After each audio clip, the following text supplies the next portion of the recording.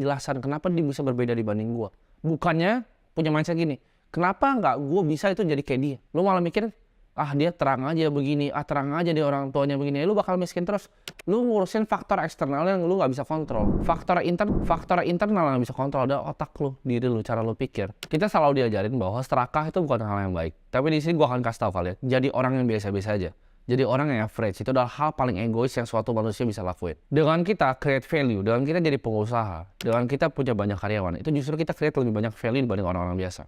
Kenapa? Karena kita bisa buka lapangan pekerjaan. Kita bisa. Ini mindset pertama yang gue mau tanamin ke kalian ya. Ini yang pengen gue kasih tahu adalah satu, nobody gives a fuck about you. Gak ada yang peduli ya. Mindsetnya adalah your own. Kalian harus pikir bahwa kalian itu sendirian.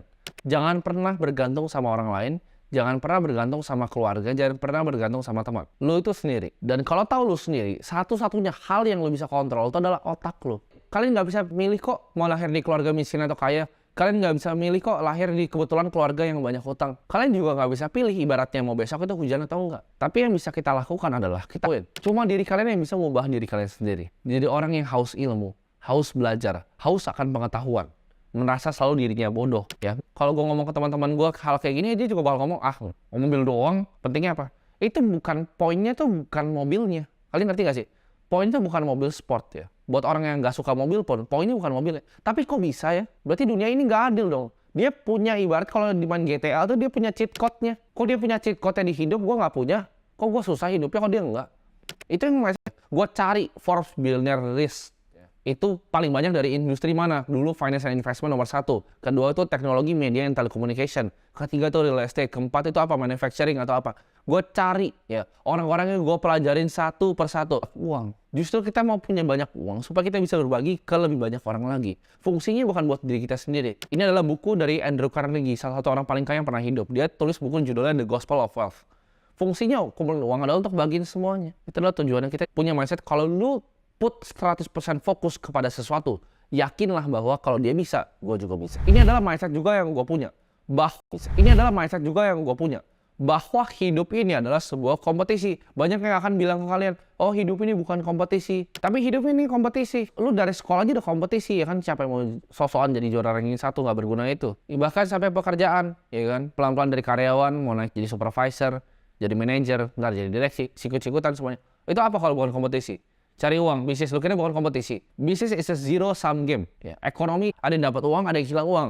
Ini konsep uang. Uang itu adalah sebuah game dan ini aturannya. Cuman bisa dibuat atau diambil. Lu bisa buat uang enggak? Yang bisa buat uang siapa? Bank Indonesia, Bank Sentral. Kerjaan kita cuma apa? Ngambil uang. Jadi kalau kita lebih aware terhadap sekitar kita, tiap kali kita datang ke restoran kita lihat, oh ini restorannya ini cacat nih. Kenapa? Karena staffnya pegang mangkok kayak orang tolol gitu. Jempolnya masuk. Kenapa dia pegang mangkok jempolnya masuk gitu? Karena itu kotor gitu. Kenapa nggak pegang lebih bagus gitu? Oh restoran kalau yang mahal omakase nggak akan pernah dia pegang masuk ke tangan bisa dipotong jari sama chefnya. Pelajarin hal-hal kecil. Oh dia kasirnya lemot. Oh ini restoran kurang asin gitu rasanya. Setiap kali lu masuk ke sebuah bisnis lu analisa dengan punya otak yang seperti itu. Nanti lu akan lihat bisnis itu berbeda. Oh lu akan lihat banyak bolong. Banyak bolong di apa? Di opportunity. Misalnya nih lu datang ke sebuah coffee shop. Oh kenapa sih baristanya kurang gitu. Oh kenapa sih baristanya seperti ini? Lu akan lihat banyak bolong di bisnis dan apa yang lu bisa isi gitu. Dengan lu banyak interaksi dengan bisnis, lu jadi ngerti bolong-bolongnya di mana, celah-celahnya di mana. Jadi orang sukses. Tapi ya itu adalah sebuah kompetisi. Yang kalah namanya apa? Loser atau pecundang. Santai di hidup ini adalah jebakan. Motivasi itu adalah jebakan juga. Ini gue kasih, aduh besok lah gitu. Ntar besok udah itu scroll TikTok lagi. Hidup lu gak akan kemana-mana. Motivasi itu tai. Yang lu butuh adalah disiplin. Lu jujur nih. Lu kira gue mau nih bangun jam 8 pagi bikin video ini? Motivasi kah? Gue termotivasi kah gue untuk kayak gini? Ngomong ke kalian kayak gini, gue nggak termotivasi. Sama sekali nggak ada motivasinya. Oh tapi kan lu ada ntar bisa dapat uang dari YouTube. Lu buka dashboard YouTube gue, analytics gue itu paling berapa puluh juta. Itu buat ganti aki mobil gue satu nggak cukup uangnya. Gue nggak dapat uang itu bisa gue donasin juga uang dari YouTube gitu. Gue nggak entitled apapun untuk bikin video ini ngajar kalian di sini secara gratis materi tentang mindset ini. Ya. Gue nggak ada motivasinya untuk lakuin hal ini. Tapi ini adalah misi hidup gue untuk mengubah edukasi. Yang gue lakukan apa? Bukan motivasi. The art of slowing down. Kita santai-santai. It's okay untuk jadi biasa-biasa aja. It's okay untuk jadi nyaman. Hey, sadar kalian. Lu lihat pesawat nggak? Pesawat kalau mau take off, ya kan pesawat pilotnya tuh mau take off, gitu. Lu bayangin nggak sih kalau lu lagi mau take off nih, lu mau jadi orang kaya, lu mau lu mau keluar nih dari perbudakan ini, lu mau keluar dari perbudakan modern ini, lu mau jadi orang yang naik mobil sport dengan cewek cantik, lu naik ibarat pesawat nih udah mau naik, ya kan? Lu berhenti di tengah-tengah, terbang nggak pesawatnya, kagak terbangnya. Bahkan udah mau di terakhir udah mau angkat nih, lu pelan-pelan jatuh, pesawatnya hancur pesawatnya, slowing down. Lu butuh speed, kecepatan, ya. Pesawat pas akselerasi, dia bukannya tambah pelan, tambah cepat sampai dia terbang. Sampai terbang, udah lu dengan mindset kayak gitu, otak gitu bilang, lu anak orang kaya, lu gua kasih 1 miliar juga bakal miskin lagi kok. Kasar kan kadang-kadang, tapi bener, gua kasih 1 M lu bakal miskin besok. Lu lihat lah Mike Tyson, kenapa bisa bangkrut uang sebanyak itu? Kenapa pemenang lotre uangnya balik lagi? Karena uang itu adalah mindset. Kalau lu nggak berhak dapetin uangnya secara mindset, uang itu akan diambil dari lu. Karena gua bilang tadi, uang itu cuma bisa diciptakan atau diambil. Adalah belajar untuk harness yang namanya emosi. Belajar untuk pakai emosi untuk hal yang baik. Gue lihat banyak banget anak muda sesat. Contohnya misalnya diputusin sama pacarnya.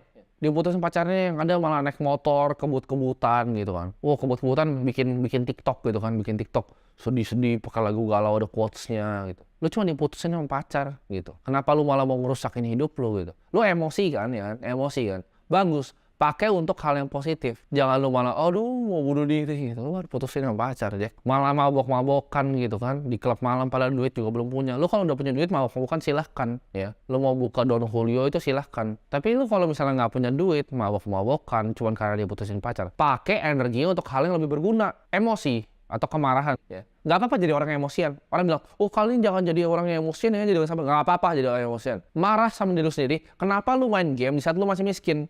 Marah sama diri lu sendiri, kenapa yang lu nggak pikirin tuh gimana caranya angkat derajat orang tua lu? Marah sama diri lu sendiri, kok gue nggak bisa bantu nyokap gue ya?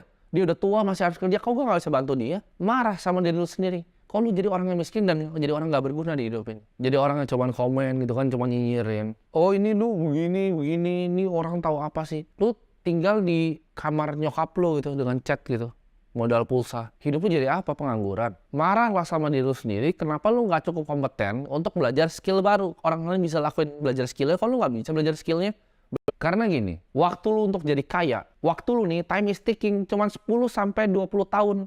Ya, buat lu yang semua belum sadar, 2019 tuh 5 tahun lalu. Lu udah buang tuh, misalnya kalau 2019 nggak ngapain, lu udah buang 5 tahun hidup lu. Waktu lu tinggal mungkin 10-20 tahun lagi, untuk bisa punya, karena gini, umur tuh akan mendegrade badan lo. Lu akan jadi tua bangka gitu. 10-20 tahun lagi, itu kesempatan lu untuk bisa enjoy hidup, bisa kasih bangga orang tua lu sebelum orang tua lu nggak ada. Ya, bisa kasih bangga teman-teman lu, bisa bawa mereka semua jalan-jalan keliling dunia. Itu waktunya cuma 10-20 tahun lagi. Lu harus jadi kaya secara cepat. Beresin mindsetnya. Dan sebenarnya jangan fall for bullshit ya. Harta itu nggak dibawa mati kok. Iya kan, yang penting di akhirat, dunia ini nggak penting. Harta nggak dibawa mati. Kata siapa? Memang harta nggak dibawa mati. Tapi dengan harta yang banyak, lu bisa bantu lebih banyak orang. Sebelum lu meninggal, lu bantu 1.000 orang. Sebelum lu meninggal, lu bantu 100.000 orang. Untuk ubah hidup mereka. Lu kasih makan banyak orang. Lu